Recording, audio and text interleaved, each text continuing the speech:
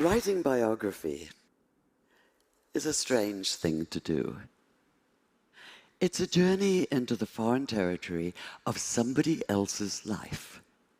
A journey, an exploration that can take you places you'd never dreamed of going and still can't quite believe you've been, especially if, like me, you're an agnostic Jew and the life you've been exploring is that of Muhammad. 5 years ago, for instance, I found myself waking each morning in misty Seattle to what I knew was an impossible question. What actually happened one desert night, half the world and almost half of history away? What happened, that is, on the night in the year 610 when Muhammad received the first revelation of the Quran on a mountain just outside Mecca? This is the core mystical moment of Islam. And as such, of course, it defies empirical analysis. Yet the question wouldn't let go of me. I was fully aware that for someone as secular as I am, just asking it could be seen as pure chutzpah. And I plead guilty as charged, because all exploration, physical or intellectual, is inevitably, in some sense, an act of transgression, of crossing boundaries.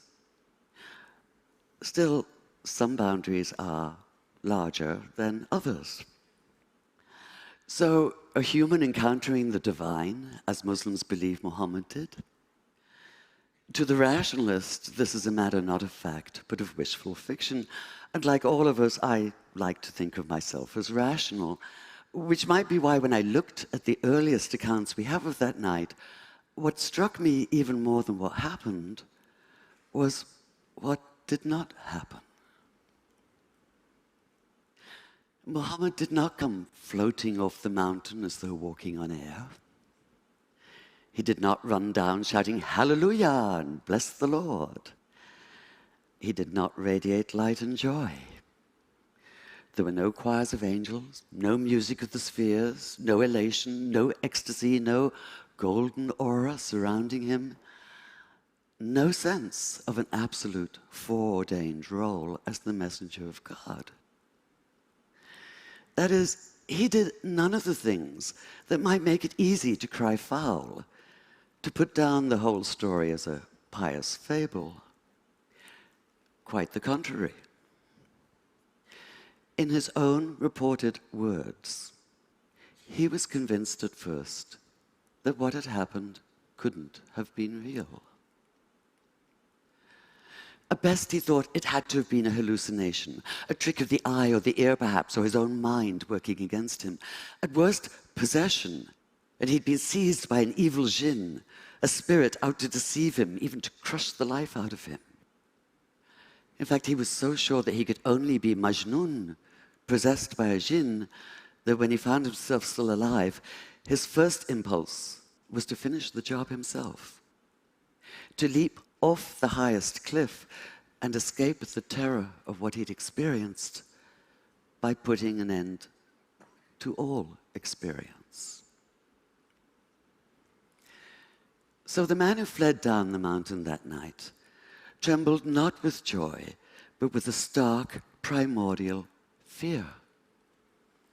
He was overwhelmed not with conviction, but by doubt.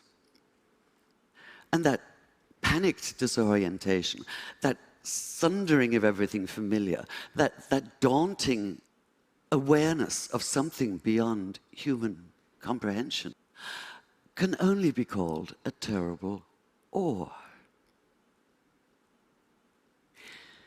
This might be somewhat difficult to grasp now that we use the word awesome to describe a new app or a viral video. With the exception, perhaps, of a massive earthquake, we're protected from real awe. We close the doors and hunker down, convinced that we're in control, or at least hoping for control. We do our best to ignore the fact that we don't always have it, and that not everything can be explained. Yet, whether you're a rationalist or a mystic, Whether you think the words Muhammad heard that night came from inside himself or from outside, what's clear is that he did experience them, and that he did so with a force that would shatter his sense of himself and his world, and transform this otherwise modest man into a radical advocate for social and economic justice. Fear was the only sane response, the only human response. Too human for some, like conservative Muslim theologians who maintain that the account of his wanting to kill himself shouldn't even be mentioned, despite the fact that it's in the earliest Islamic biographies. They insist that he never doubted for even a single moment, let alone despair. Demanding perfection, they refuse to tolerate human imperfection.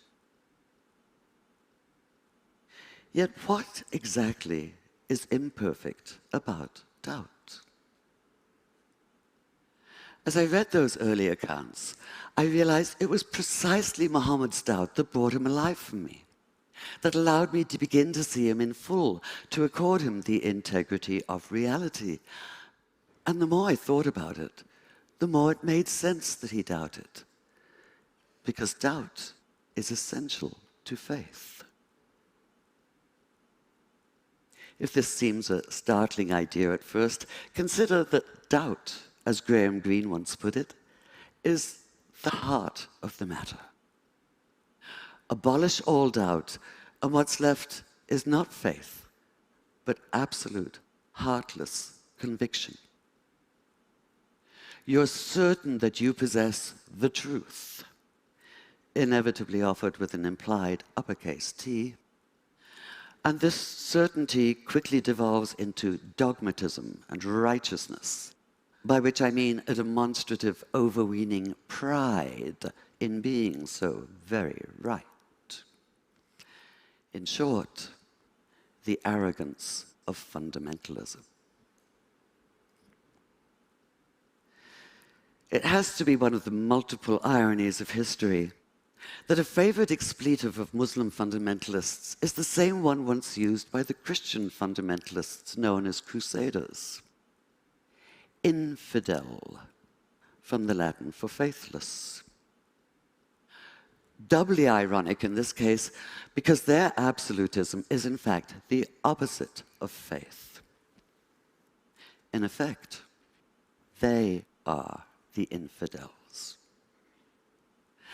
Like fundamentalists of all religious stripes, they have no questions, only answers. They found the perfect antidote to thought and the ideal refuge from the hard demands of real faith. They don't have to struggle for it like Jacob wrestling through the night with the angel, or like Jesus in his 40 days and nights in the wilderness, or like Muhammad, not only that night on the mountain, but throughout his years as a prophet, with the Quran constantly urging him not to despair, and condemning those who most loudly proclaim that they know everything there is to know, and that they and they alone are right. And yet we, the vast and still far too silent majority, have ceded the public arena to this extremist minority.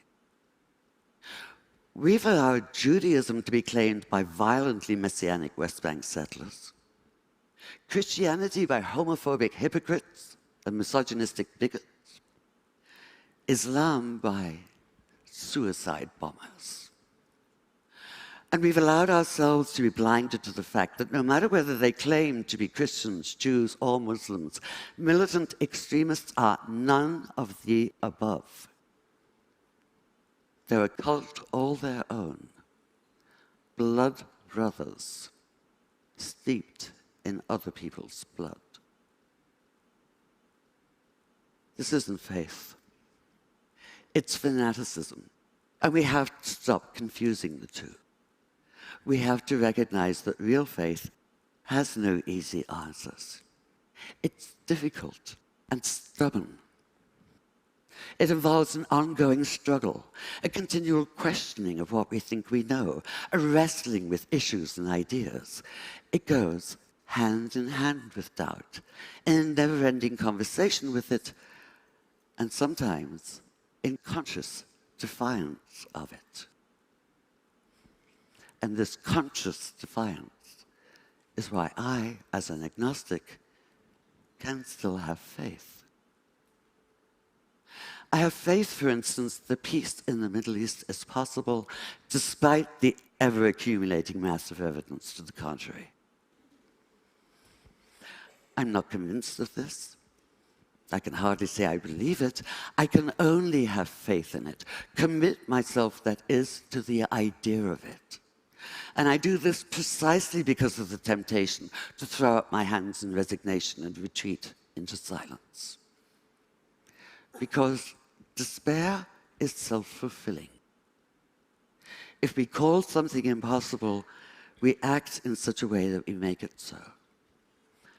And I, for one, refuse to live that way. In fact, most of us do.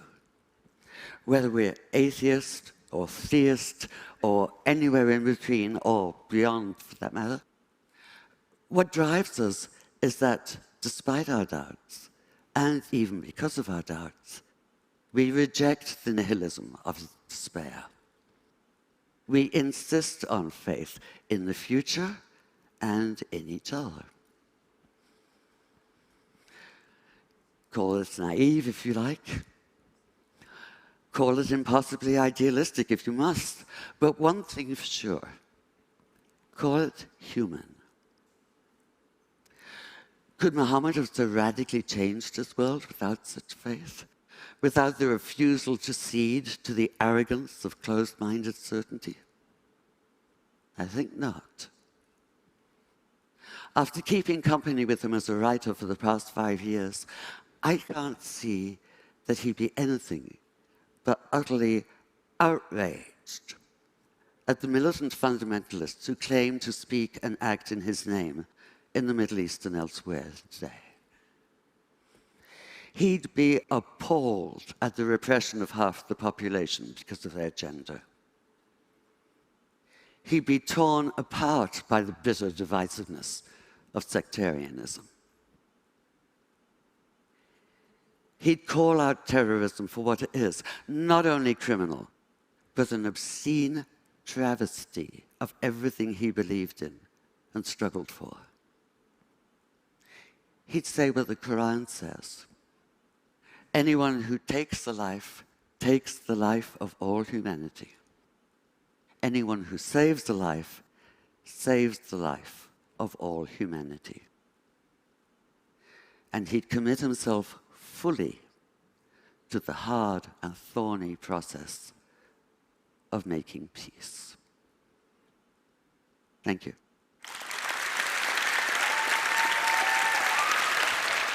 Thank you.